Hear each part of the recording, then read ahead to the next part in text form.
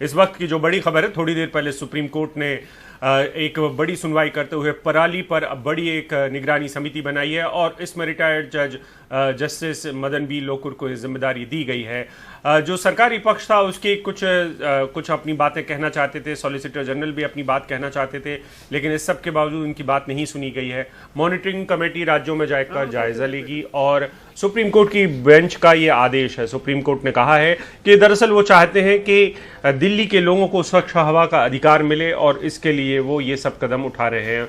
उन्होंने कहा कि एनसीसी, एनएसएस और भारत स्काउट्स कमेटी की मदद करेंगे।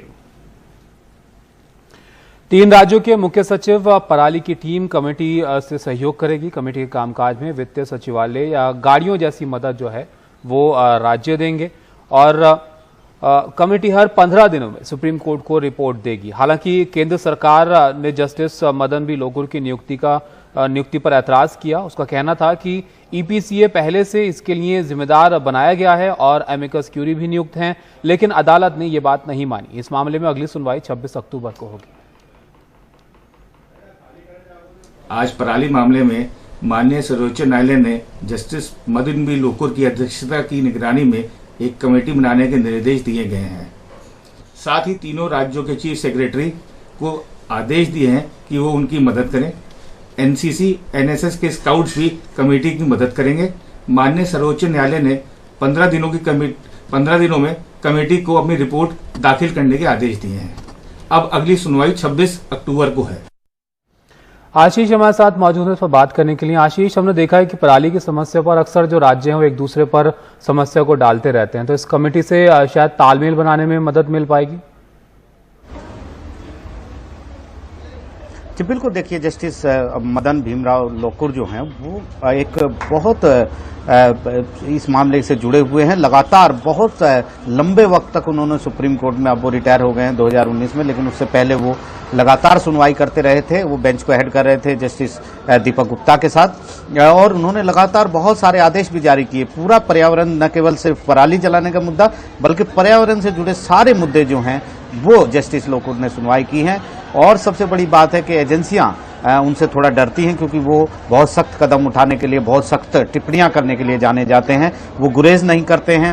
अगर अदालत में गुरेज नहीं किया उन्होंने कभी भी, चीफ सेक्रेटरी को तलब कर लिया स्टेट्स के, क्योंकि अगर उनके आदेशों का पालन नहीं हुआ तो लिहाजा वो इस मुद्दे को बहुत अच्छे से समझते हैं। शायद यही वजह है कि चीफ जस्टिस ऐसे बोबड़े ने जब ये प्रस्ताव याचिकाकर्ता की तरफ से, जैसा कि निखिल जैन अभी बता रहे थे, आया उसी समय स्वीकार कर लिया। केंद्र सरकार कह रही थी उनकी भी बात सुनी जाए, लेकिन उन्होंने इसलिए स्वीकार कर लिया क्योंकि वो जानते हैं कि इस पूरे मुद्दे को लेकर अगर सबसे कठोर, सबसे विश्वसनीय और सबसे भरोसेमंद कोई कदम उठा सकते हैं, कोई कारगर कदम उठा सकते हैं, तो वो सिर्फ और सिर्फ जस्टिस लोकुर हैं, क्योंकि वो लगातार ऐसे मुद्दों से जुड़े रहे हैं। उनको एक एक बारीकी से का पता है और स्टेट को अब जिम्मेदारी दे दी गई है कि वो सब रिपोर्ट करेंगे जस्टिस लोकुर को। यानी जो भी पराली से जुड़े जितने भी मुद्दे होंगे, जो भी मुद्दे होंगे, सब जस्टिस लोकुर के पास रिपोर्ट करेंगे और जस्टिस लोकुर ही आगे आदेश भी जारी करेंगे। तो एक बहुत बड़ा कदम सुप्रीम कोर्ट का है दिल्ली और एनसीआर के लोगों को साफ हवा मुहैया कराने के लिए, क्योंकि सब जानते हैं कितनी दिक्कत होती है। हर बार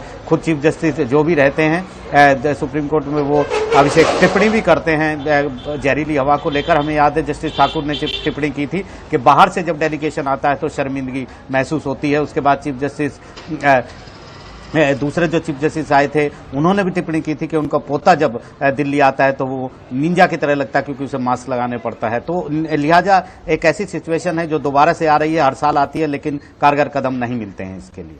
जी हाँ, इस बार वैसे भी सारे लोगों को मास्क लगाना है, लगा के घूमना है कोरोना की वजह से। लेकिन आशीष, एक बात बताएं जो मुझे समझना भी है, वो ये कि भारत स्काउट्स और एनसीसी और एनएसएस की मदद के लिए कहा गया है।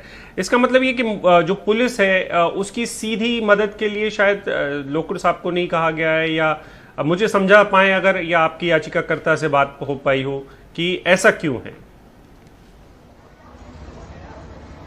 ऐसा इसलिए है अभिषेक कि आप पहले जो जस्टिस अरुण मिश्रा इस मामले को सुन रहे थे, अगस्त में 17 अगस्त को उन्होंने फैसला दिया था और कहा था कि जो चीफ सेक्रेटरी हैं वो उनको तलब भी किया था कोर्ट के भीतर, सबको बुलाया था, लेकिन बाद में उन्होंने अगस्त में ये कहा कि आप पुलिस की मदद लीजिए, वॉलंटियर्स की मदद लीजिए, पंचायतों की मदद लीजिए और जो भी घटना हो उसकी रिपोर्टिंग होनी चाहिए। तो यहाँ पर मुझे लगता है कि कहीं ना कहीं सुप्रीम कोर्ट को ये लगता है कि जो घटनाओं की रिपोर्टिंग है वो सही नहीं हो रही है, जो समझाना लोगों को है उनको वो सही तरीके से नहीं हो रहा कि पराली जलाने से कितना नुकसान है। इसलिए उन्होंने कहा है कि किसी एक्सपर्टीज की जरूरत नहीं है। भारत स्काउट, एनसीसी, इनके पीछे ये है कि वो जस्टिस लोकुर की मदद करें, क्योंकि कहीं ना कहीं सरकार अपना भी फायदा देखेगी, अपना नफा नुकसान जरूर देखेगी और हो सकता है कि सुप्रीम कोर्ट के जहन में ये बात हो कि उतने कारगर तरीके से वो विश्वसनीय डेटा, वो विश्वसनीय जानकारियां वो मुहैया नहीं कराएंगी, क्योंकि अपनी सरकार के ऊपर बात आएगी।